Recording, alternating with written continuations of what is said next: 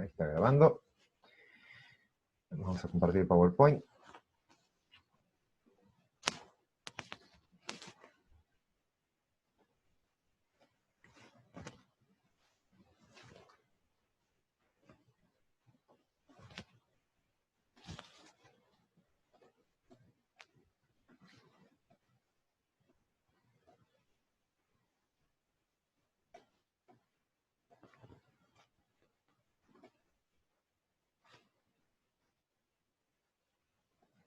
Bueno, creo que tengo todo listo.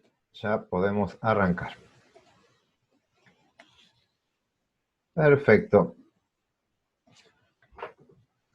La clase pasada habíamos arrancado con este tema, cómo construir intervalos de confianza. Vamos a repasar 2 segunditos. ¿Para qué sirve un intervalo de confianza? Básicamente lo que quiero hacer es estimar el valor de un parámetro, el valor de un parámetro poblacional. Quiero conocer mu, quiero conocer sigma, quiero conocer pi, cualquier parámetro de una población. Si quiero calcularlo, la palabra es calcularlo, la única alternativa que tengo es hacer un censo. Medir a todos los individuos de la población, calcular el promedio, por ejemplo, los sumo, mido a todos los individuos, sumo sus valores, lo divido por el n y ahí calculo la media poblacional. Ahí podría calcular mu. Eso no lo vamos a hacer, vamos a trabajar con muestras, por lo tanto ya no vamos a calcular los parámetros, sino que los vamos a estimar. Así que la palabra clave acá es estimar. Vamos a estimar parámetros, y eso que implica que vamos a dar un valor o un rango de valores donde va a estar el parámetro, pero no vamos a estar completamente seguros, vamos a tener una cierta confianza. Por lo tanto vamos a tener un margen de error. Acá tenemos la expresión con la cual vamos a trabajar. El parámetro, dijimos, lo vamos a generalizar con este símbolo de tita. Tita es un parámetro cualquiera, es un genérico. Y vamos a decir lo siguiente, vamos a decir que tita se va a encontrar, va a ser mayor a un límite inferior de este intervalo, y va a ser menor que el límite superior, por lo tanto lo que estoy diciendo, tita va a estar dentro de los 2 límites del intervalo de confianza, pero no voy a estar seguro de que eso ocurra, voy a tener una probabilidad de que eso ocurra. Esa probabilidad va a ser 1 menos alfa. Este 1 menos alfa es lo que vamos a llamar confianza, y si no, podemos trabajar con alfa solito, que es el error. Yo quiero que 1 menos alfa sea grande, o el error sea chico. Bien. Empezamos a ver, bueno, esto lo voy a pasar, voy a ir directamente acá. Un comentario que lo vimos la clase pasada, pero quiero volver a repetirlo, entre nivel de confianza y probabilidad. Nosotros vamos a hablar de probabilidad antes de construir el intervalo. Es como una probabilidad diseñada. Yo voy a decir, quiero construir un intervalo que tenga una determinada probabilidad de contener el parámetro. Eso sí lo pueden decir antes de hacer el estudio. Entonces ahí fijan la probabilidad de que lo contenga o la que no lo contenga, alfa o 1 menos alfa. Está bien decidir probabilidades. Ahora, una vez que toman la muestra y calculan los límites de ese intervalo, dijimos, esos límites ya son fijos, no hay azar, ahí ya se tomaron, ya se fijaron, y el parámetro también es fijo. El parámetro es un único valor para la población. Por lo tanto, si todos los componentes son fijos, ahí no interviene el azar. Por lo tanto, no va a haber una probabilidad de que el intervalo contenga el parámetro. Entonces, en ese caso, ya no vamos a decir, una vez que ya construí el intervalo, no voy a decir que tiene una probabilidad de contener el parámetro. Sino lo que voy a decir es que el parámetro va a estar adentro de ese intervalo con una determinada confianza. Pues yo no estoy seguro si va a estar, voy a tener incertidumbre. Entonces, esa incertidumbre la voy a reflejar con el nivel de confianza, que técnicamente no es lo mismo que probabilidad. El ejemplo que yo les comentaba el otro día era que si yo tiro una moneda, antes de tirar la moneda tengo una probabilidad de 0,5 de que salga cara. Esa es una probabilidad, porque ahí interviene el azar. Pero una vez que tiré la moneda, la tapé, cayó, ya tomó un valor, y yo no lo sé, ya no hay azar ahí, y entonces ya no puedo hablar de probabilidad, pero sí hay incertidumbre de mi parte, yo no sé el resultado, tengo incertidumbre, y ahí podría decir, tengo una confianza de 0,5 de que va a ser cara. Pero no puedo decir que hay una probabilidad de que sea cara porque la moneda ya es cara o es seca. Bien, entonces, para expresarlo correctamente, si ya construyeron el intervalo, hablan de confianza. Ahora, eso lo van a encontrar así en los libros más que tengan un poquito más de profundidad. Algunos siguen mezclándolo. Para el transcurso de la materia no nos vamos a poner muy exigentes en estos términos. O sea, está bien que lo entiendan, y hay varias discusiones con esto. De hecho, yo discuto bastante con otros profesores sobre esto, básicamente porque tengo la filosofía que el azar no existe, entonces estoy en incertidumbre, entonces para mí no cambia nada. Una vez que cayó la moneda, es la misma incertidumbre que tenía antes y después. Pero bueno, no los quiero abrumar con eso.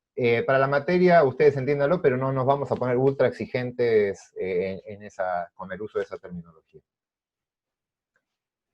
Bien, y básicamente lo que hacíamos era, si tengo una población de la cual extraigo 100 muestras aleatorias, de cada una construyo un intervalo, la idea de la confianza es que 95, si yo fijo la confianza en un 95%, 95 de esos intervalos que voy a construir van a contener el valor del parámetro y 5 intervalos no lo van a contener. Eso es lo que nos dice la confianza. Entonces, hay 95 negritos, acá está 60 es el valor del parámetro, y estas liñitas son cada uno es un intervalo obtenido a partir de una muestra distinta, de la misma población. Fíjense que hay 95 de estos que son negros, y hay 5, 1, 2, 3, 4, 5 que son rojos. El tema acá es lo que les comentaba en la clase pasada. Ustedes van a construir un único intervalo, uno solo de estas rayitas, y una vez que lo tengan no saben si es rojo o es negro. No lo saben. Es como la moneda, ya cayó. No saben cuál es. El tema es que con la moneda ustedes pueden abrir la mano y saberlo. Acá nunca van a poder abrir la mano y saber si el intervalo contiene o no contiene el parámetro. Entonces, ustedes van a tener una confianza del 95% de que ese parámetro, que ese intervalo contenga el parámetro, o sea negrito ahí. Y hay un 5% de chances de que no sea negro, o sea que sea rojo. Y eso van a tener que aprender a convivir con esa incertidumbre. Todo lo que van a hacer con investigadores va a tener un margen de error, y si es del 5% van a estar bastante contentos. O sea, después de un tiempo van a acostumbrarse a que el 5% es un valor muy, muy bajito, y vamos a concluir, y la ciencia avanza si el nivel de error es del 5% o menos, ¿no? Bien, esto lo paso, voy a llegar a la expresión, después revisen el video. Llegamos a esta expresión. Acá es cómo construir un intervalo de confianza para mu. El parámetro que quiero estimar ahora es mu, lo que era tita antes, ahora ya lo fijo en la media poblacional. Acá tengo la expresión que les mostré antes, simplemente que acá decía límite inferior, límite superior, y ahora lo logré, a partir de esta deducción que les mostré en la clase pasada, desarrollar en la siguiente expresión. El límite inferior del intervalo de confianza va a ser el estadístico que voy a usar, el mejor estimador de mu que conozco. El mejor estimador de mu que conozco es X raya. Así que a ese estadístico le voy a sumar un valor crítico por un error estándar, por el error estándar de X raya. Sigma raíz de n es lo que llamamos error estándar. Y esto que está acá es un valor de tabla, que lo voy a llamar valor crítico. Es un valor que sale de una tabla, es un Z. Este Z, como está por debajo de 0, es un valor negativo. Por lo tanto, cuando haga esta suma, en realidad lo que estoy haciendo es una resta. Es X raya menos el valor crítico por el error estándar. Ahí me da el límite inferior. La misma expresión, pero con otro valor crítico, que es el que está por encima de la media, o sea, es positivo, ahí me va a quedar el estadístico más el valor crítico por el error estándar. Y ahí voy a generar el límite superior. Y todo eso va a tener una confianza, o sea, que el parámetro esté dentro de este intervalo, va a tener una confianza de 1 menos alfa. Y el alfa lo fijan ustedes. Acá está la expresión, y la podemos sintetizar. Como el valor crítico es el mismo, pero con signo cambiado, lo expresábamos así. Estadístico más menos el valor crítico, cualquiera de los dos, el que quieran, es el mismo número, simplemente con esto cambian el signo, por el error estándar. Esto lo llamamos error muestra. Bien, habíamos visto cómo cambiaba la estimación, cómo mejorar la estimación, cómo achicar el intervalo de confianza. Ahora vamos a discutir, pero en el segundo intervalo. Lo que quiero ahora es dedicarme a qué pasa cuando no conocemos sigma. Acá. Y acá empezamos con el tema de la clase de hoy. Bien, lo comenté recién, es muy, muy raro querer estimar la media poblacional, y para poder estimarla, que me den como dato el desvío estándar poblacional. Eso es una situación extrañísima. Solo existe en los libros de estadística para los cursos introductorios. En la práctica, yo en mi vida he hecho una estimación de mu conociendo sigma. Así que está como, es un poquito más simple la distribución y está tabulada y demás, se la sigue dejando. La situación más común es la que vamos a ver ahora. Yo no tengo idea del parámetro de dispersión. Quiero estimar mu, pero no tengo idea de sigma. Por lo tanto, voy a estimar a partir de la muestra dos cosas. Voy a estimar X raya, que es el mejor estimador de mu, y además voy a estimar a S, que es el desvío estándar de la muestra, como estimador, lo voy a usar como una estimación de sigma. El tema es que ya, antes teníamos la formulita para estandarizar a Z y usar el estadístico de Z y su distribución. Nosotros necesitamos a X raya, que la tengo, la saco de la muestra, mu, esto no importa, es el parámetro que después lo despejamos, pero teníamos la expresión del error estándar como sigma raíz de n. Esa expresión ya no la tengo, porque no tengo sigma. La expresión que voy a tener ahora es X raya menos mu, S raíz de n. Este es el error estándar, pero de la muestra. Cuando cambio este error estándar, ya la distribución no es más una distribución Z, va a ser una distribución de T. Esa distribución de T es la que vamos a llamar T de student. Esto les comento, student es el seudónimo que usaba un estadístico, pero como trabajaba para una empresa, para una cervecería, no podía dar su nombre, entonces firmó como student, y todo el mundo ahora lo conoce como la de student, pero nadie se acuerda del nombre de él, es más, ni yo me lo acuerdo, tendría que buscarlo para quedar. Pero bueno, quedó conocido como T de student, pero es por su seudónimo. Bien, la distribución T de student, vamos a ver un poquito. Esta distribución, la distribución Z tenía una única forma, con media 0 y desvío 1. Esta distribución T de student es muy parecida a la Z, también es unimodal y es simétrica, voy a mostrar acá. Es unimodal con respecto a 0, igual que la Z, pero ya no es una única distribución, sino que es una familia de distribuciones. Y cada una de estos integrantes de esta familia va a cambiar en función de qué también tengo estimado al S. Básicamente es eso. En la distribución Z, S está perfectamente, tengo el dato de sigma, así que ahí no tengo ningún margen de error.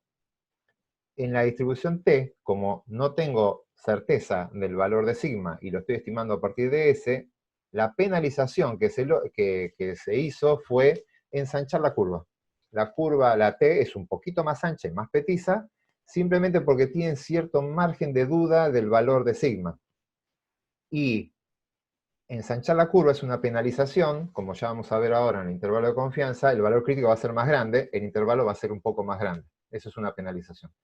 Y esta penalización también va a tener un impacto cuando hagamos pruebas de hipótesis y todas las pruebas estadísticas. O sea, cuanto más ancha la curva, más varianza tiene mi estimador, y todos los intervalos, las pruebas de hipótesis van a ser un poquito menos potentes.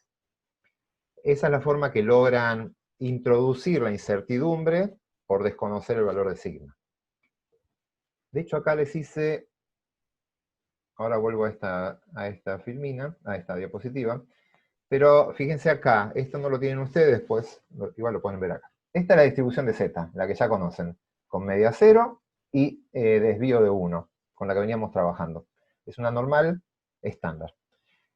Le pedí, esta la generé con R, y ahora le pedí que me calcule una distribución T con 1 grado de libertad.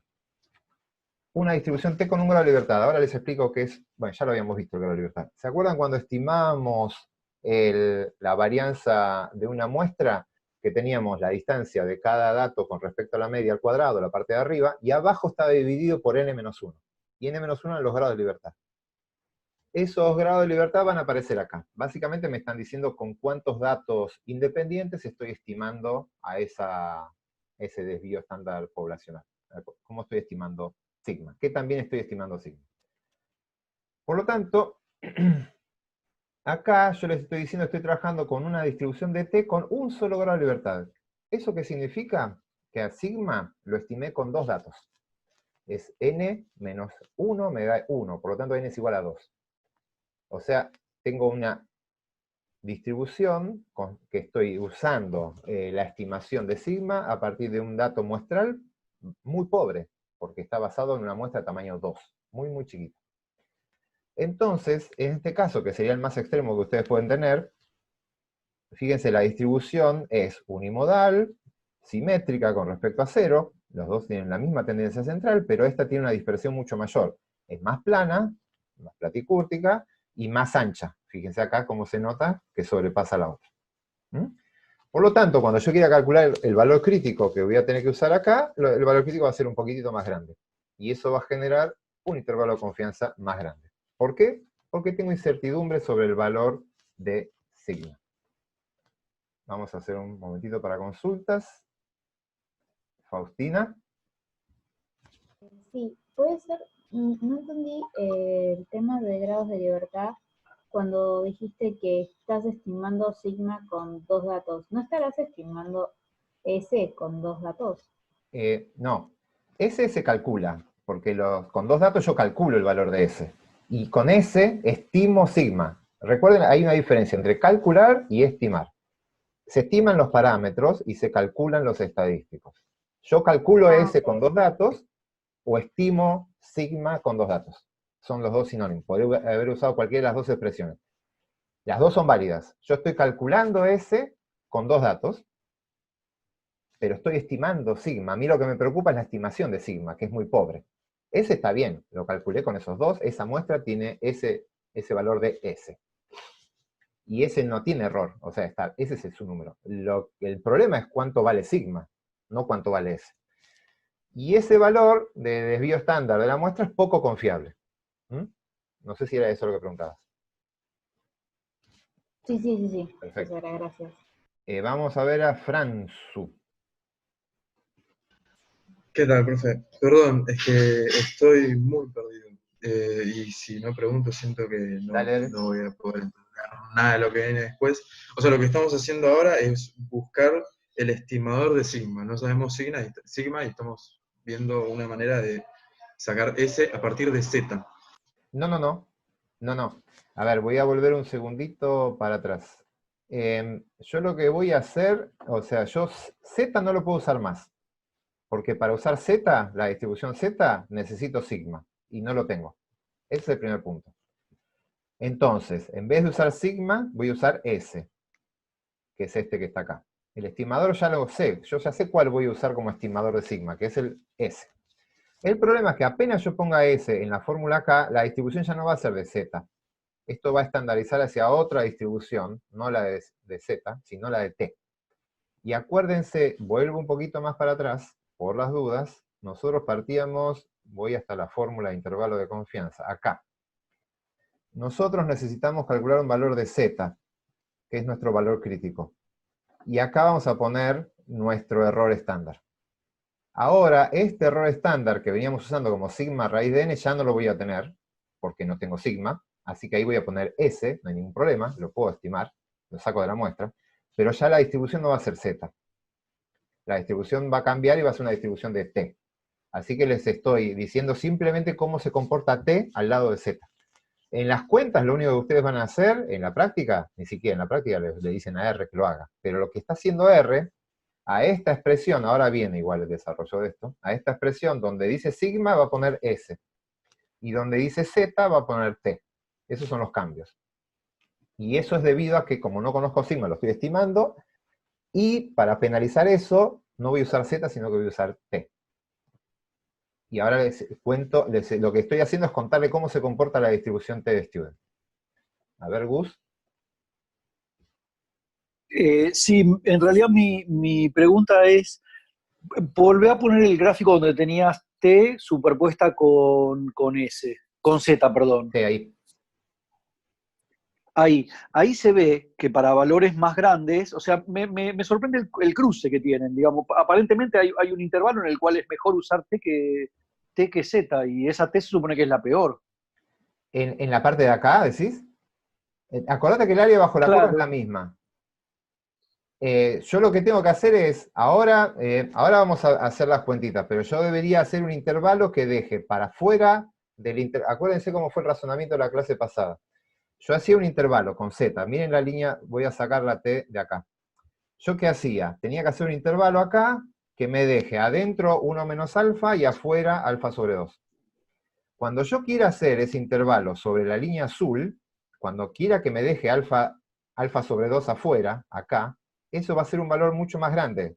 Esto va a estar por acá, alfa sobre 2, y alfa sobre 2 en este va a estar por acá. Así que acá es 1,96 normalmente que acumulaba alfa sobre 2, y este va a ser un valor mucho más grande. Va a ser 2 con algo, depende de los grados de libertad. Con 2 grados de libertad va a ser más grande. Y siempre va a ser que cuando te fijes la probabilidad acumulada hacia los extremos, que es lo que vamos a usar, las áreas son mucho más grandes, y vas a ver que los intervalos van a ser siempre más grandes. Ojo que esto no es probabilidad, esto es densidad, y lo que vos tenés que calcular es el área bajo la curva. Así que el área bajo la curva es, en este caso, si vos querés la misma superficie, en este caso Claro, eso vas a tener que cambiar los valores. Sí, ojo, porque esto es densidad, no es probabilidad. Cuando hagan las cuentas se van a familiarizar un poquito más con ese concepto. Claro, o sea, si vos ahí en vez de... Sí. Si vos ahí tendrías graficado no la densidad, sino directamente la probabilidad acumulada, ya las líneas no se cruzarían. Y en teoría no. Podría hacerla. Para la próxima lo voy a... Total es fácil, se la puedo calcular. Sí, y la podemos ver, a ver cómo se comportan. Sí, esto es densidad. Entonces, fíjense, estas sí tienen solo... Perfecto, gracias. Están trabajando con muestras de tamaño 2.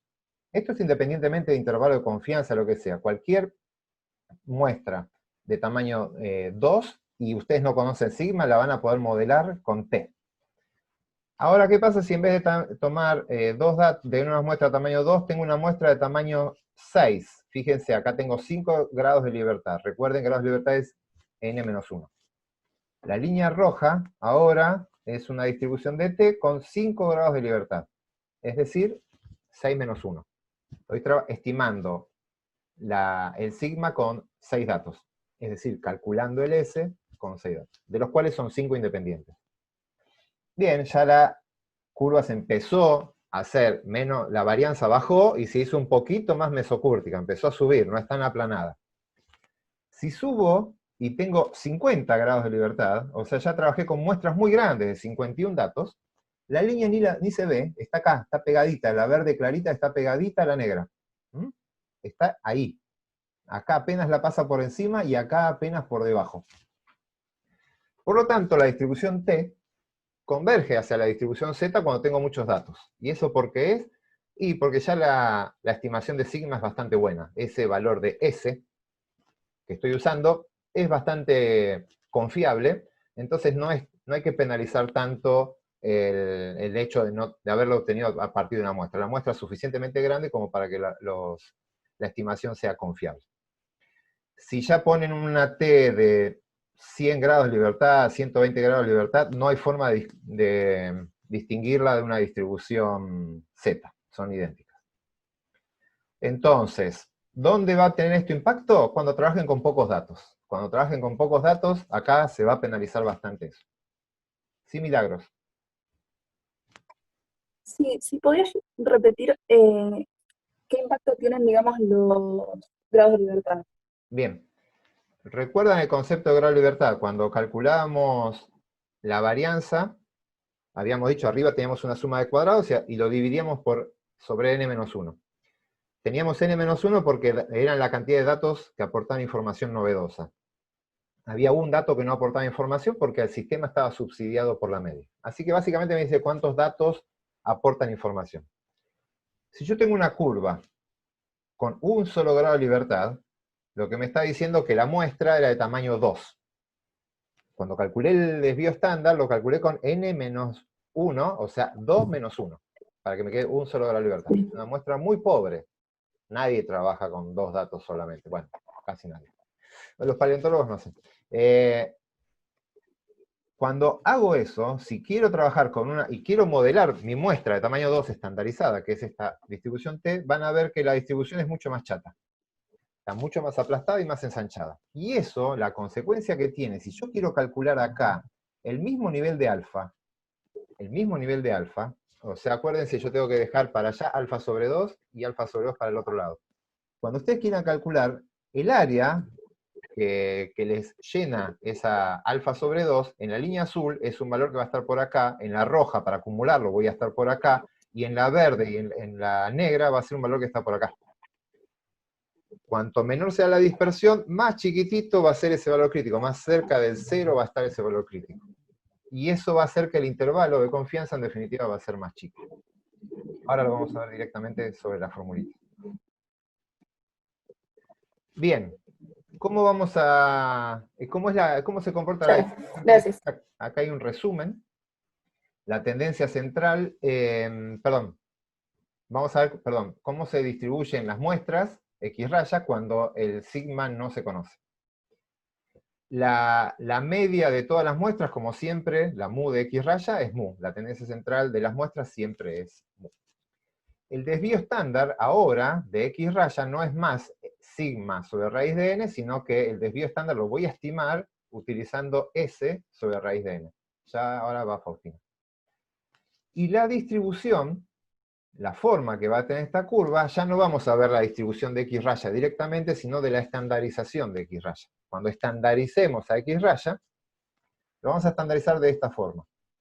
Vamos a hacer X raya menos mu, su estadístico, su parámetro de tendencia central, esto no cambia, acá decimos que eso no cambió, y lo tenemos que dividir por su error estándar.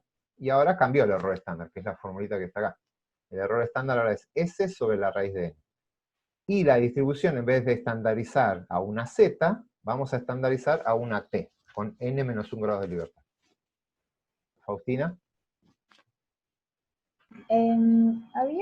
No sé si mostraste esta diapositiva, donde describe toda la distribución de student Sí. con grados de libertad y todo eso. Dice que mu es igual a 0. Sí. Y entonces, lo que no estoy segura es si es claro, si este mu es el mu x y le falta un tipo mu de los promedios, o si es el mu poblacional. Porque... No. Bien. Está bien la pregunta. Acá estamos hablando de la distribución T de student. La distribución T de student siempre tiene media 0. Está hablando del modelo matemático que diseñó Student, bueno, o el verdadero nombre no me acuerdo, que diseñó él para describir este proceso. Eso tiene media 0, es como la Z, que tenía media 0. Eso es en cuanto a la distribución de esta variable. Ahora, lo que les mostré recién, esta parte de acá es, ¿qué pasa con las muestras? Las muestras ya no van a tener una media de 0. Las muestras van a tener una media que va a ser igual a la media de la variable original. Acá sí va el mu de X raya es igual a mu. En el anterior, la mu, la única media que hay, es 0, porque la distribución T de student tiene media 0. Entonces, si ustedes quieren calcular probabilidades y no conocen sigma, y tienen S, lo que deberían hacer es estandarizar de esta forma. Estandarizan de esta manera, en vez de usar sigma raíz de n, usan S raíz de n, y en vez de ir a una tabla de Z, van a ir a una tabla de T, o piden la distribución T de student al R, con n menos 1 grado de libertad.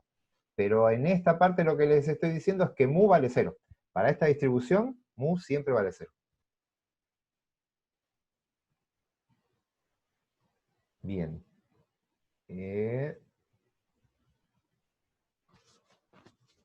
Perfecto.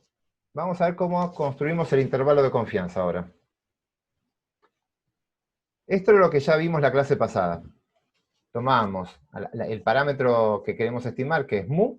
Vamos a tener un límite inferior, que era el estadístico, que yo voy a usar, el valor crítico, que sale de la distribución de ese estadístico, y el error estándar. Eso es cuando sigma era conocido.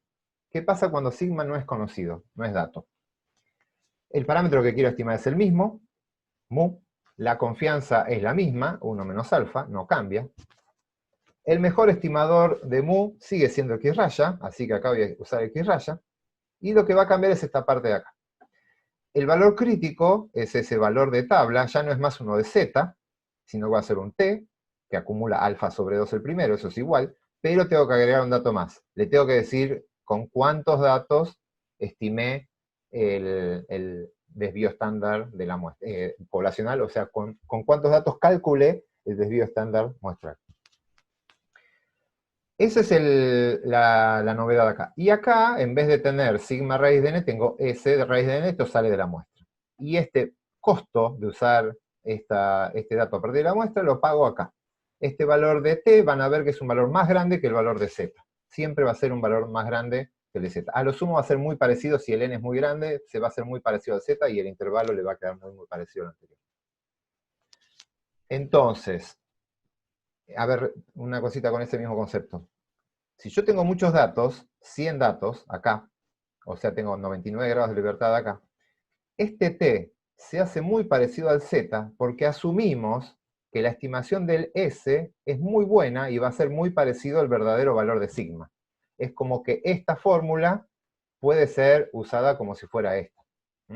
Es tan buena la estimación de S con 100 datos que lo estamos casi considerando como si fuera conocido, como que el dato que tenemos es el valor del parámetro. Por eso converge. Ahora, si tengo pocos datos, esas dos fórmulas van a ser muy, muy distintas. Bien, este intervalo es el más utilizado. Esta, bueno, después lo vamos a charlar. Está en vías de extinción igual también, pero sigue siendo dentro de la estadística clásica uno de los intervalos más populares que hay. Cada vez que hay un intervalo de confianza es altamente probable que sea esta expresión la que estén usando, si es para la media lo que están estimando. Ahí están los dos límites y la expresión nos quedaría de esta manera. Agarro el estadístico de tendencia central, X raya, le voy a sumar y restar. Esto de vuelta es este número, y este, como es simétrico con respecto a 0, es el mismo número, pero con signo cambiado. Así que con esta expresión eso se compensa. Más o menos un valor crítico por un error estándar. Y con esto puedo construir cualquier intervalo de confianza, y ya no necesito conocer nada sobre ningún parámetro previo de esa población. Entonces, con esto, yo me puedo enfrentar a una población totalmente desconocida, no conozco nada, tomo una muestra, y fíjense que lo único que necesito saber es, de esa muestra, cuál es el desvío estándar, cuál es la media, y obviamente con cuántos datos trabajé. Y este es un valor de tabla, esto es fijo. Fijan la confianza y este valor se fija. Entonces, con la media y el desvío estándar, pueden calcular, estimar cualquier valor de mu, de cualquier población. Bien. Lautaro subió y bajó la mano. Sí, Lautaro. Sí, es una pregunta que no sé si la había entendido antes y ahora no. ¿Por qué era que alfa sobre 2 de un lado y 1 menos alfa sobre 2 es el mismo número módulo? No me doy cuenta cómo... A ver, sí. Voy en un segundito para atrás. Porque creo que el grafiquito no lo tengo más adelante. A ver, déjenme ver. No. Voy a ir un poquito para atrás. Paciencia. A esta expresión. Acá tenemos una distribución. Esto está hecho con z, pero es tan válido para t porque t es unimodal y simétrica con respecto a 0 como z. Así que vale para las dos. De acá partíamos, vean el video de la clase pasada, pero de acá partíamos para hacer la expresión del intervalo de confianza. Esto que está acá es el valor crítico, pero el inferior, el de la parte inferior, del límite inferior, y este es el valor crítico del límite superior, que vamos a usar acá. Sí. Este valor crítico es simétrico, como esta distribución es simétrica, y lo que estoy dejando para ambos lados del valor crítico es lo mismo, estos dos números son exactamente lo mismo, pero con signo cambiado. De hecho, Pero para no me doy Z, cuenta. ¿cómo? Pero sí, ¿por qué signo cambiado si además tiene un 1? No entiendo por qué uno tiene un 1 y otro no. No. Esto es lo que acumula. Esto es un Z que acumula alfa sobre este área bajo la curva. Sí. Esto, si yo lo voy a buscar a la tabla, el Z que acumula alfa sobre 2 no lo tengo acá, es una tabla, es menos 1,96, este número. Sí. Este de acá acumula 1 menos alfa sobre 2, es decir, deja para allá alfa sobre 2, por lo tanto para acá deja 1 menos alfa sobre 2. Claro, ahí entendí. Era Esta es la probabilidad que deja. Si mirás, acá está la tabla. Si ustedes trabajan con un alfa del 5%, eso es 1 de 0,95. Ese es Gracias. 1,96, pero positivo. Estos son probabilidades los que están acá, no son números de Z. Con T pasa exactamente lo mismo. Van a tener un T negativo y un T positivo. Y uno va a ser de alfa sobre 2 y el otro es de 1 menos alfa sobre 2. Esa es la probabilidad que acumula cada uno. Bueno, gracias. Vamos a ir acá. Bien. Ariana. Sí, puede ser que alguna de las diapositivas que nos estás mostrando recién, las de Test Student y eso, no estaban La que no cargadas en la está es... página. La única que no está es la... Esto no está, esta la hice hoy, así que esta después se la subo. Y creo que las otras están, pero fíjense que la distribución T-Student yo se las presenté y les dije, la vamos a ver más adelante, y están en las de distribuciones muestrales. Fíjense que estas las saqué de ahí. Creo que, claro, las cambié de lugar cuando el otro día que las vimos le dije, esto lo vamos a ver más adelante, y ese más adelante es hoy. Y calculo que capaz que, no sé, no las habré pegado en el PDF. Yo pensaba que sí. Yo no las tengo, por Bueno, eso. fíjense porque las tienen en la clase anterior, en el PDF anterior. En uno de esos dos seguro que tiene que estar. Ok. Igual yo ahora rearmo el PDF poniéndole esto, así que se los actualizo después de la clase, si quieren. Y lo tienen todos juntitos. Ok, gracias. Bien, ¿cómo mejorar la estimación? Esto también lo charlamos la clase pasada, pero cuando Sigma era datos. Y acá cambian algunas cositas. Yo les había dicho, yo estimo no sé, el contenido de colesterol en sangre para un médico que me lo pidió, y le digo, el contenido de colesterol va entre 0 y 500. Y me dicen, no, necesito más precisión, quiero achicar ese intervalo. Eso es mejorar la estimación. Dame un rango de valores más chicos en donde yo puedo tener cierta confianza que esté el parámetro. Bien, las formas que vimos la clase pasada eran estas tres, cambiando el tamaño de la muestra, el nivel de confianza y el desvío estándar. El tamaño, esto ya lo comenté la vez pasada, así que vean en detalle lo de la clase anterior, pero vamos a ver cómo afecta eso en una distribución T. Hay un cambio. Acuérdense, cuando mayor es el tamaño de la muestra, mejor están estimados los parámetros, por lo tanto, los intervalos de confianza se hacen más chiquititos. Y eso afecta de dos maneras. Acá teníamos la formulita, este es el valor crítico y el error estándar, y el n está dividiendo al error estándar. Por lo tanto, si yo achico esto, el error estándar se hace, perdón, si agrando el n, el error estándar se hace más chiquitito, y el error muestral, o sea, el ancho de intervalo de confianza, se hace más chico. Igual que en la distribución Z. Acá hay un plus, que además el n está acá. Está afectando en dos lugares. Entonces, si yo quiero despejar n, despejo el valor de n, la expresión me queda de esta manera. Paso este para allá, paso el otro para acá, y empiezo, elevo al cuadrado, además me queda esta expresión. Para calcular el n, tengo que tener el valor crítico de una distribución de t, por el desvío estándar, estimado a partir de una muestra, y el error muestral que yo quiero cometer. Entonces, esto le decía que era muy útil para ustedes, cuando empiecen a trabajar en sus tesis. Si ustedes tienen la fortuna de que alguien ya trabajó en ese lugar, alguna estimación de la varianza de su variable, del desvío estándar, van a tener. Agarren cualquier trabajo previo, aunque haya tratamientos y demás, siempre hay algún control, algo donde no están alterados los valores. Con una estimación más o menos buena del desvío estándar, pueden ponerlo acá. El error muestral es el tamaño de intervalo con el que quieren trabajar. Eso se lo pueden preguntar a su director y decirle, mirá, ¿con cuán margen de error vas a querer que yo estime esta variable, este parámetro? Y lo ponen ahí. Y después tienen que poner un valor de tabla. Este sale de la tabla. El problema que van a tener acá es que cuando quieran poner un valor de tabla, necesitan el n. Y el n es la incógnita, y además es parte de la solución. Está en ambos lados de la ecuación, así que esto no tiene una solución única. No podemos resolverlo directamente. Entonces, la estrategia es hacer un método iterativo, paso a paso. ¿Cómo sería esto? Le dije, ustedes ya consiguieron un valor de variabilidad de su variable, con la que van a trabajar.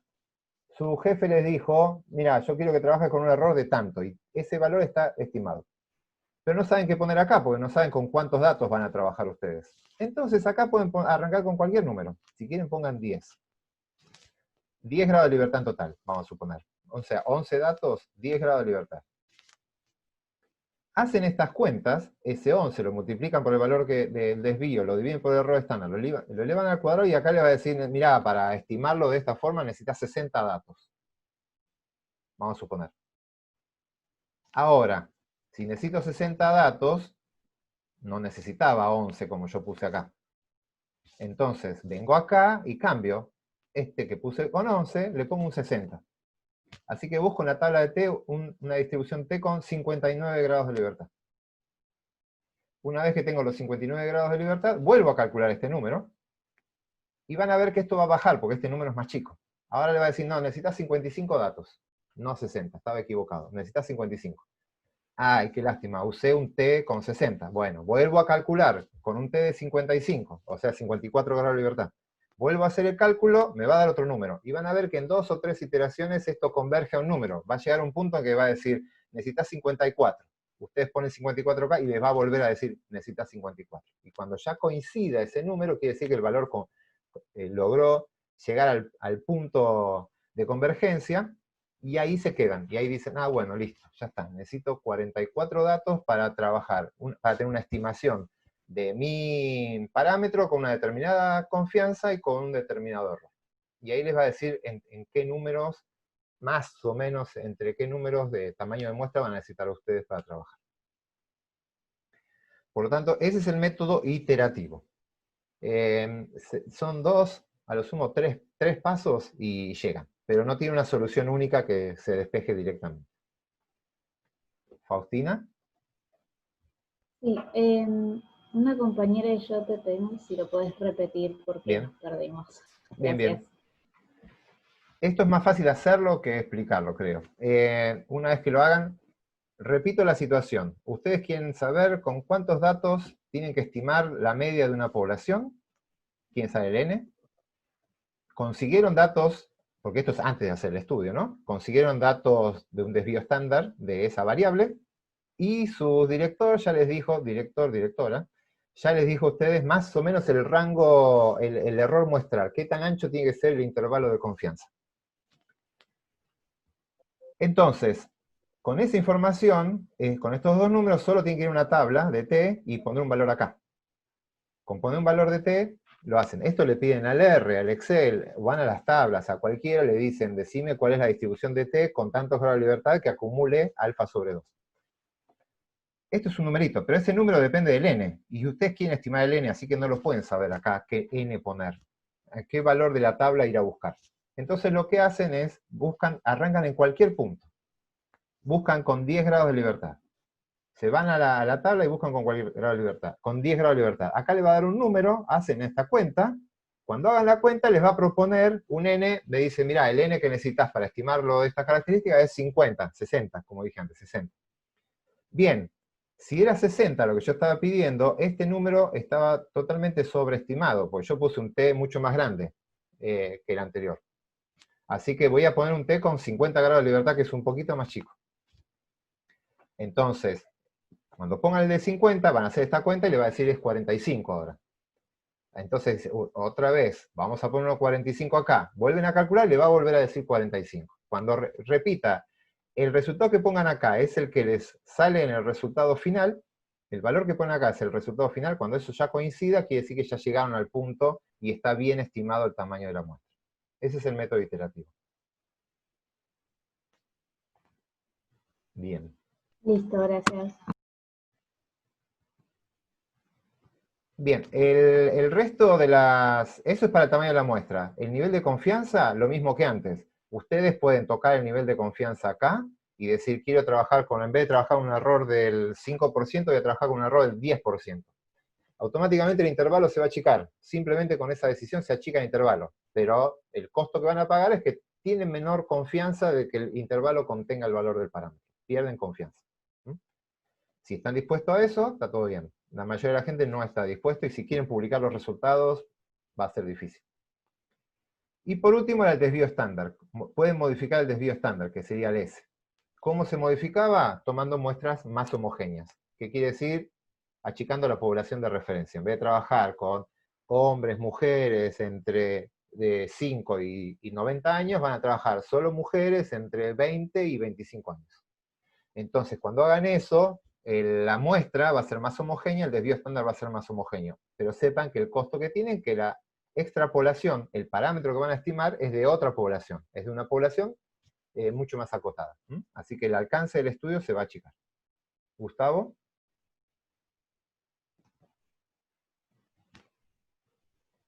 Gustavo, ¿habías levantado la mano? Uy, no. Perdón, estaba muteado. Sí. En la otra clase vos habías explicado que el Z antiguamente se sacaba de tabla. Sí. El T, los grados de libertad y para un determinado error muestral, también está tabulado, digamos. Sí, está todo tabulado. Es igual que el Z. No, porque decía, ¿de dónde salía el T? Decía. Ok. Perfecto. Sí, quizás omití decirlo. Esto está en una tabla. Hay una tabla de Z, hay una tabla de T. Son valores muy parecidos, son poquitos más grandes y dependen de los grados de libertad. Entonces, necesitan una tabla de T con 2 grados de libertad, otra tabla de T con 3 grados de libertad, otra con 4, y así se llenan. Entonces, lo que hacen los libros es, cuando se hacía a mano con tablas, no ponían muchos valores de T, ponían pocos valores de T porque tenían que poner para un montón de grados de libertad distintos. Ahora eso cambia, ustedes le piden a R que les diga, dame una distribución T que acumule tal probabilidad con tantos grados de libertad. El R les va a pedir a ustedes los grados de libertad.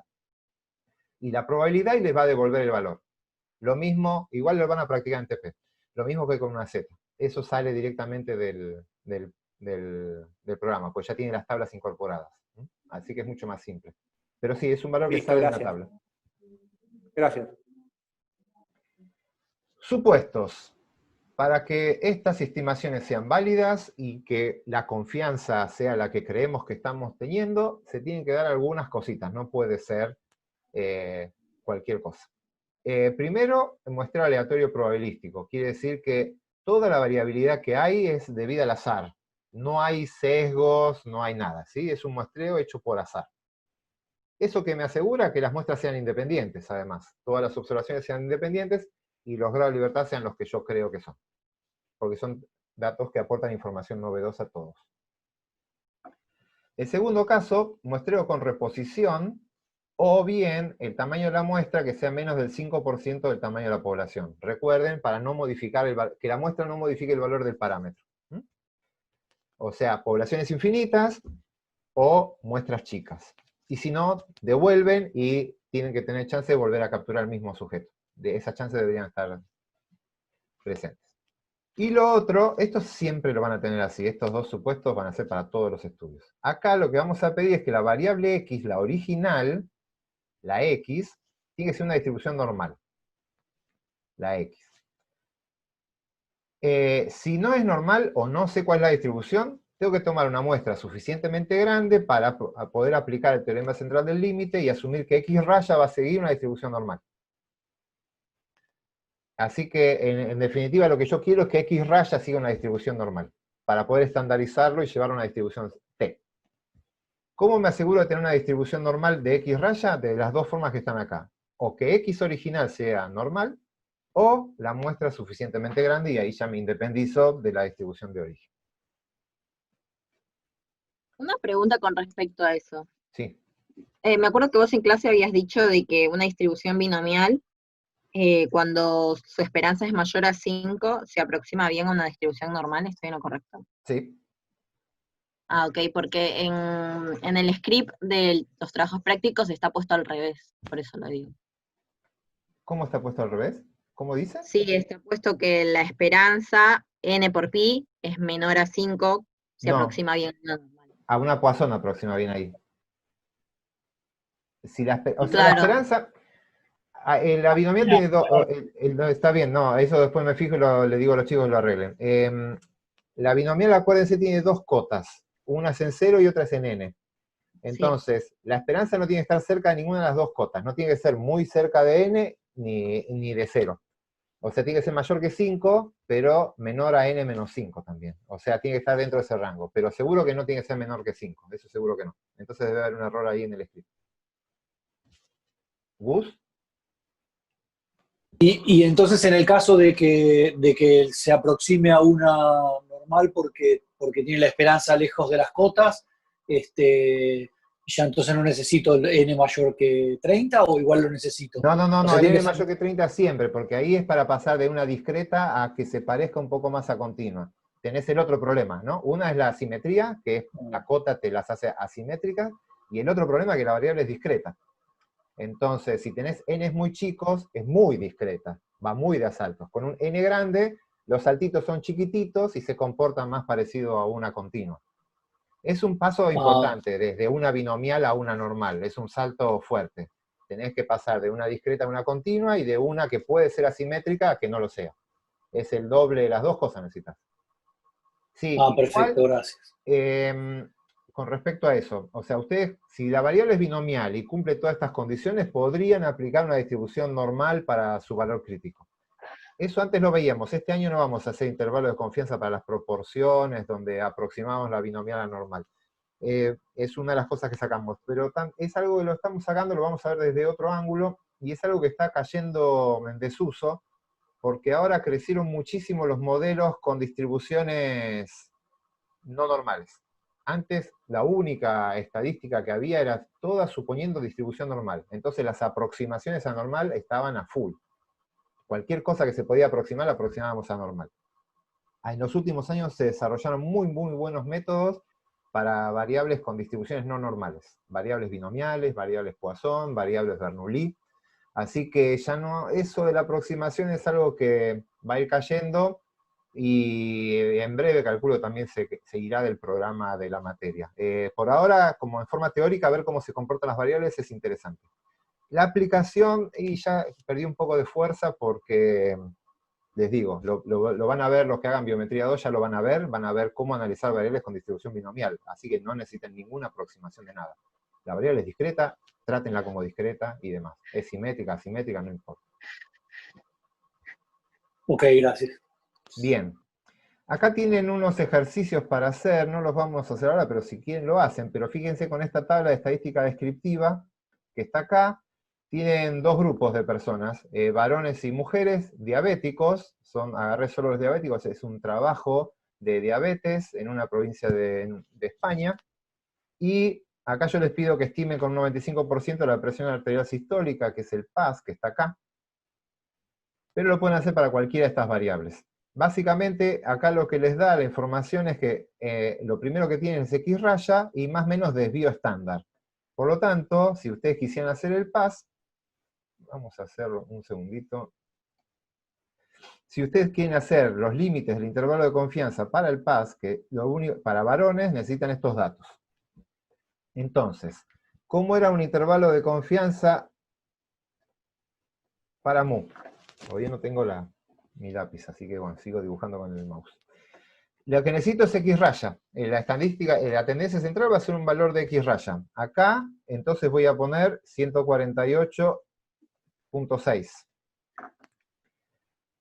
A esto le tengo que sumar y voy a hacer el límite superior, y después le tengo que restar y voy a hacer el límite inferior, el mismo número. Un valor crítico que va a salir de qué distribución.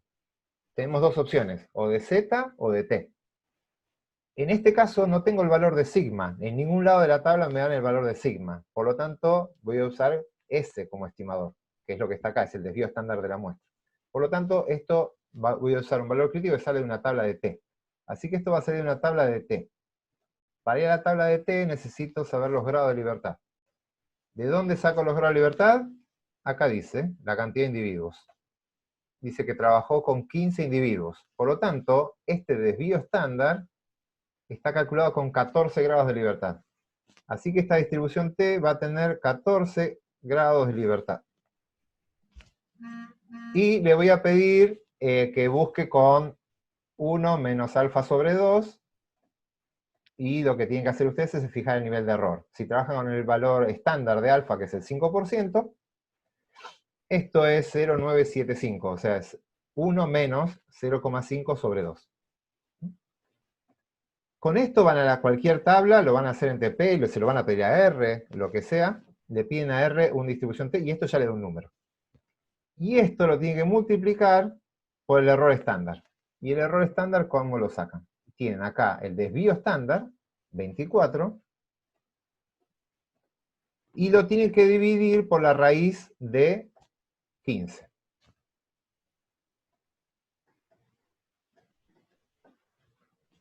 Bien, con esto lo sacan de la tabla, o del R, de cualquier lado, ya pueden construirlo. Este es un número que ya lo calculan, lo multiplican por este número, y simplemente lo que hacen es, a 148,6 le restan este número y van a tener el límite inferior. Y a 148,6 le suman este número y van a tener el límite superior. Y van a decir, la presión arterial sistólica de varones diabéticos va a tomar valores entre el valor inferior y el superior de ese intervalo, con una confianza del 95%.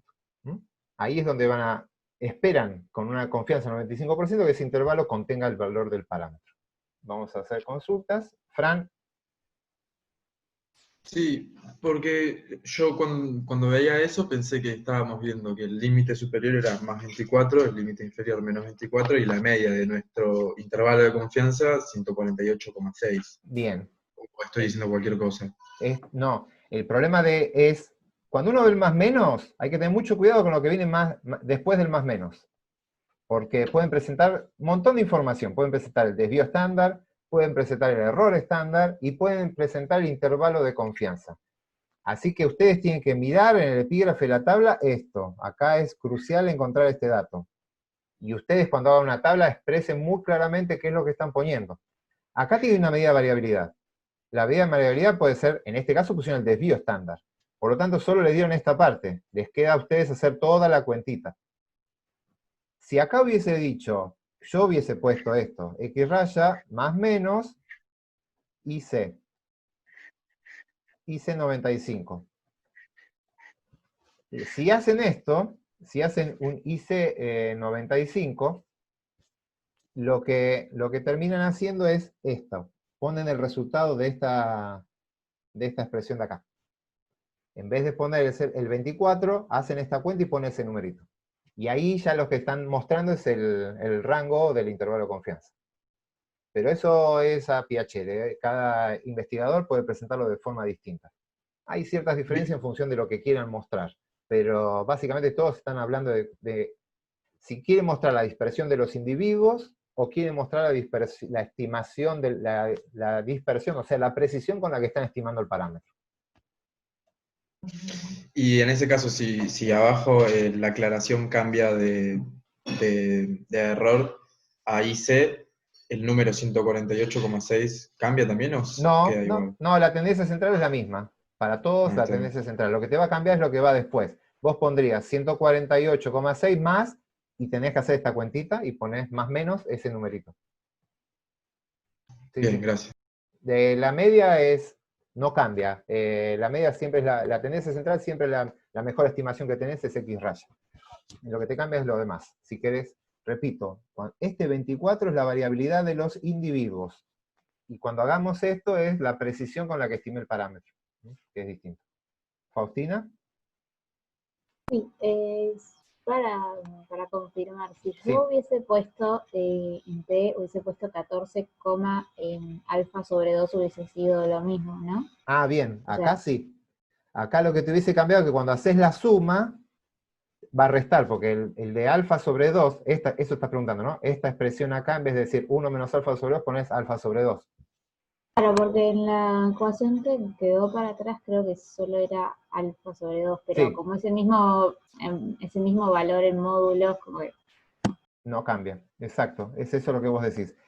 Pero lo repito para todos. Acá yo usé 1 menos alfa sobre 2. Este valor de t, cuando usen 1 menos alfa sobre 2, es el que quedó del 0 para la derecha, ese es positivo. Entonces, el más les va a hacer el límite superior. Si usan el otro, el de alfa sobre 2 es el que está del otro lado. Es el mismo numerito, pero les va a quedar negativo. Entonces, cuando hagan el más, le va a dar el límite inferior. Y cuando hagan el menos, le da el superior. Pero el intervalo que les va a fabricar es el mismo. Ahí no hay problema. Pueden usar cualquiera de los dos numeritos. Como se va a compensar el más con el menos, no va a haber problema. De esto les repito, hacen uno de esto a mano y se olvidan de los problemas. se lo van a aprender, es fácil, no tiene grandes complicaciones esto. Veamos si quedó algo más pendiente de esta distribución. Bueno, acá es un resumen. Estamos haciendo un intervalo de confianza, IC con la confianza, 1 menos alfa. Esto presentarían, como le dije yo recién, IC de 95% o de 0,95. Tita era el parámetro. Así que lo que van a usar para construir ese intervalo es el estimador de tita, cualquiera, tita sombrero. Y le van a sumar y restar el error muestral. Y ese error muestral va a ser una probabilidad que sale en una tabla, un percentil que sale en una tabla, una probabilidad, es ese valor crítico. Es un percentil, no es una probabilidad, perdón. La probabilidad está acá, este es un percentil, es un valor que acumula una determinada probabilidad. Por el error estándar de ese estimador que tenemos. Y acá vamos los dos casos que vimos acá en el curso. Si sigma es dato, lo que van a usar es X raya para la tendencia central, más o menos el valor crítico va a salir en la tabla de Z, y el error estándar es sigma sobre la raíz de n. La distribución es Z, y este es el error estándar.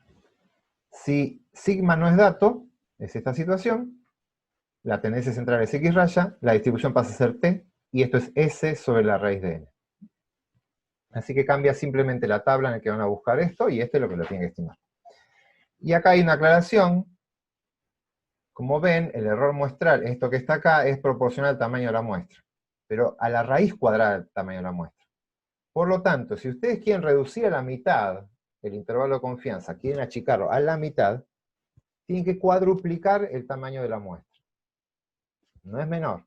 Para achicar a la mitad en un intervalo de confianza, reducirlo a la mitad, tienen que cuadruplicar el tamaño de la muestra. Por lo tanto, depende de qué tan costosas sean las unidades experimentales para ustedes, eso puede llegar a ser bastante costoso. Bien, y por último, intervalos de confianza. Esto es una tabla que creo que sigue estando en la guía de fórmulas, después voy a ver dónde queda disponible. Antes se imprimía y estaba en la fotocopiadora, ahora hay que ver, pero bueno. Acá, en esa guía de tabla hay un montón de intervalos de confianza para hacer. Acá está el 12, acá salteé varios en el medio, pero si ustedes quieren estimar, acá tienen el estimador que quieren hacer, o sea, la esperanza. ¿Cuál es el parámetro que quieren estimar? Si quieren estimar mu, por ejemplo, acá tienen el mejor estimador de mu es X raya. Acá está cómo calcular el desvío estándar, fíjense, para el caso que tengan sigma de dato, este sería el error estándar. Y acá, del estadístico, lo importante es ver cuál es la distribución, Z. Entonces van a una tabla de Z a buscar el valor crítico. Valor crítico, error estándar, estadístico. Si ya saben que debe ser la 13, cuando no tiene sigma y aparece S, acá aparece una T. Pero así, fuera de programa, no lo van a hacer no lo vamos a ver para el curso, pero lo tienen por si en algún momento les interesa. Si ustedes quieren hacer un intervalo de confianza para el coeficiente de variación, por algún motivo les interesa saber eso. ¿Cuál es la variación de la población? Perfecto, lo que hacen es el coeficiente de variación muestral como mejor estimador. Acá tiene esta fórmula choclo, que es el error estándar, pero fíjense que esto se reduce un montón. Esto es bastante similar a hacer la raíz de 2n, pero bueno, hay una expresión. Y la distribución, no importa esto, lo que importa es la distribución, es t. Así que esto sale una tabla de t. Con una tabla de t,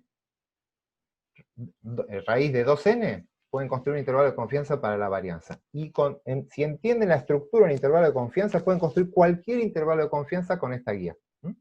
Acá está el parámetro, esto es el estadístico de asimetría, el parámetro de asimetría, usan el G1, que es el estadístico de asimetría, acá tienen una aproximación del error estándar, y lo que tienen que decir acá, si el n es mayor que 100, pueden ir a una tabla de t. Y así para cada una de las cosas que quieran estimar. Así que eso es una regla general, cómo se construye un intervalo de confianza, solo vemos los más simples, pero ustedes ya tienen como herramientas para el que quiera en algún momento enfrentarse a otro, sepa que lo que tiene que conocer son estas 4 cosas. Bien, esto estimación por Bootstrap es lo que está más de moda, no lo voy a dar ahora, quiero avanzar con intervalos de esto está fuera también de programa, lo voy a dejar para unas clases que me quedan hacia el final de la materia, donde vamos a ver técnicas fuera de programa, pero que están teniendo mucho auge. Son unas estimaciones no paramétricas. No asumen la distribución de normal, no asumen que los parámetros siguen ese comportamiento y demás. y son muy útiles para cuando uno no tiene idea, tiene pocos datos y no tiene idea de la distribución de la variable. Súper, súper útiles, pero tienen un concepto muy, muy radicalmente distinto al que veníamos trabajando, y como no está en el programa de la materia, se los voy a, no quiero enredarlos ahora con este tema, pero lo vamos a ver más adelante. Así que con eso termina lo que es de la clase pasada. Perfecto, las 3:10, estamos muy bien. Así que vamos a abrir el otro tema, vamos a empezar con el otro tema de la clase de hoy, que es el de prueba de hipótesis. ¿Alguna duda de intervalos de confianza?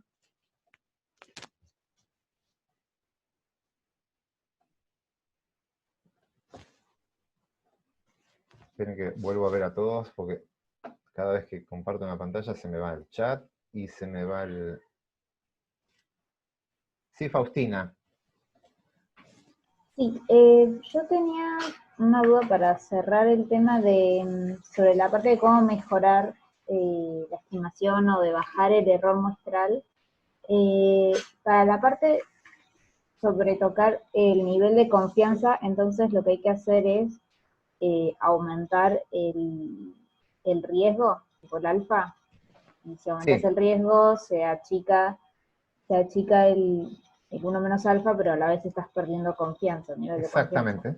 Bien, genial, Sí, gracias. sí, lo que haces es pensarlo así. Vos tenés un intervalo de valores, si vos achicás el intervalo, no cambias nada, y achicás el intervalo, lo que estás aumentando es el riesgo de que que el intervalo no contenga el valor de parámetro. Entonces, cuanto más riesgo tomes, más chiquito se puede hacer el intervalo.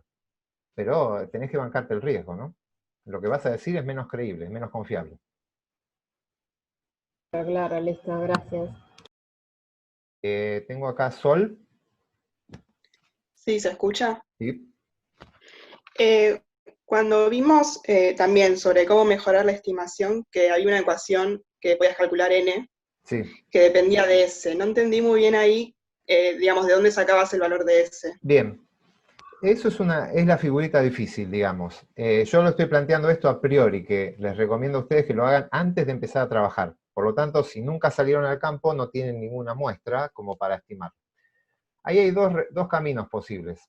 Uno sería ir a hacer un muestreo piloto. Con poca plata, capturar, no sé si están trabajando con animales, capturan 10 animales, si es con personas, hacen algunas encuestas, consiguen algunas historias clínicas, que sería hacer lo que llaman muestreo piloto. No el mega muestreo grande. Y cuando tengan ese muestreo piloto, estiman el S, va a estar pobremente estimado, entonces con eso van a estimar el tamaño de la muestra necesario para que la estimación sea correcta. Esa sería una aproximación. La otra aproximación es conseguir ese valor de S de algún compañero de ustedes. Seguro, seguro no, pero es bastante probable que en el laboratorio que ustedes entren no van a empezar con una línea de investigación completamente nueva. Ningún tesista arranca con una línea absolutamente nueva. Simplemente va a ser alguna línea tangencial de algo con lo que ya están trabajando. Entonces es altamente probable que la variable con la que van a trabajar ustedes ya haya más personas que ya estuvo trabajando con esa variable. Entonces, muchas veces esa variable ya está con algún tratamiento o algo que capaz que no te sirve, pero seguro tiene algún control donde no aplicaron tratamientos o algo. Si ustedes buscan esos datos, capaz que alguien ya trabajó y tiene 50 datos y los usó para otra cosa, calculen la varianza de esos datos y el desvío estándar de esos datos, y lo ponen ahí. Es una aproximación burda y demás, quizás bajo otras condiciones, lo más parecido posible a lo que van a hacer ustedes. Por lo menos les va a dar una idea de qué variabilidad hay, y si ustedes ponen eso ahí y le dicen, mira, necesitas 5.000 datos para tener el error muestral que vos querés, y ustedes tienen plata para 10, y yo ni siquiera arrancaría con el trabajo. En cambio, si a ustedes le dicen, mira, necesitas 20 datos, y ustedes tienen plata para 20, puede llegar a ser 30, puede llegar a ser 10, o sea, acuérdense, es una estimación burda, porque ese S que están poniendo ahí no es el de ustedes. Pero les va a decir en qué orden de magnitud están, y qué tan cerca o lejos están de eso. Para mí la peor opción es hacer uno de estos intervalos, hacer todo un estudio para calcular el intervalo de confianza, y después el intervalo de confianza le queda gigantesco, que es lo mismo que no decir nada. Entonces hicieron todo un esfuerzo en muestreo, trabajaron, invirtieron tiempo, recursos y todo, y no mejoraron el conocimiento del proceso que están estudiando. Y eso es lo más frustrante, porque después no se quedan en lo mismo que estaban antes. La ciencia no avanzó, y ustedes se retroceden, pues se frustraron. Entonces, con un par de estas cuentitas, hay programas después, lo podemos ver en R, que es mucho más simple de hacer, demás, pero es una cuenta simple. Consiguen esa información, por lo menos van a saber de qué rango está. Después puede fallar, obviamente, todo puede cambiar, pero por lo menos pueden descartar algunas situaciones conflictivas. Claro, gracias. ¿Gus? Yo la duda que tenía era eso que estabas comentando hace un rato de especificar la media y poner más, menos, y ponías o un desvío estándar o ponías un intervalo de confianza. Sí. Y entonces me quedé pensando, cuando pones en realidad más o menos el desvío estándar, ¿no sería más o menos aproximado igual a poner más o menos intervalo de confianza 68, por ejemplo, por el 68% que queda ahí debajo?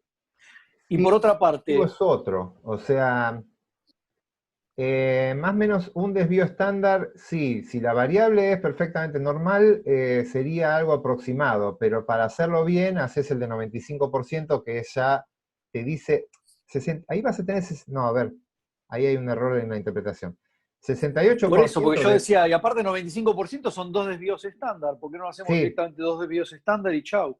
Bueno, esa es la aproximación que hacen algunos. Cuando ves el de Z es 1,96, es casi 2. Eso te lo llevaría, pero quiero ir a un tema conceptual. La media, más o menos un desvío, más o menos, me dice que está el 68% de mis datos, ¿sí? Yo lo que quiero es una probabilidad del 95%, una confianza del 95% de que esté el parámetro, que mi intervalo contenga el parámetro, no a los datos. Son conceptualmente dos cosas distintas. Uno es distribución de X, cuando vimos la distribución normal, y otra cosa es dónde está el parámetro, por eso hicimos estas cuentitas y demás. Estamos hablando de dos cosas, de dos procesos diferentes. Si mi intervalo contiene el parámetro, y el otro me dice el porcentaje de datos que voy a tener ahí adentro. Después lo vamos a ver, pero quiero que esto se asiente un poquitito más en sus cabezas, que lo hagan algunas cuentas, que avancen el TP, y vamos a ver bien, porque me importa, porque veo muchos investigadores que confunden qué mostrar de dispersión. No es lo mismo mostrar desvío estándar, mostrar error estándar y mostrar intervalo de confianza. Y veo que se usan a veces indiscriminadamente y no se puede interpretar bien. Ahora se los defino nada más, pero no importa. Quiero primero que ustedes practiquen un poco con cada uno de esos, o sea, que avancen un poco en el TP. Pero básicamente, el desvío estándar les va a decir cuánto varían los individuos. Un individuo, cuánto se aleja un individuo del centro. Acuérdense de definición de desvío estándar. Error estándar es la precisión con la que estoy estimando la media. Es decir, qué tan bueno es mi aparato de muestreo para estimar la media. Y el intervalo de confianza me va a decir en dónde va a estar el parámetro que quiero estimar. Son tres cosas distintas, pero esperen un poquitito a que manejen bien esos tres conceptos. Hay uno lo estamos recién viendo ahora, intervalo de confianza, error estándar lo vimos la semana pasada, y desvío estándar lo vimos hace bastante. Pero que avancen un poco en el TP, acostúmbrense a los tres conceptos, y vamos a volver a discutir eso, porque me parece importante que se entienda bien. Gracias.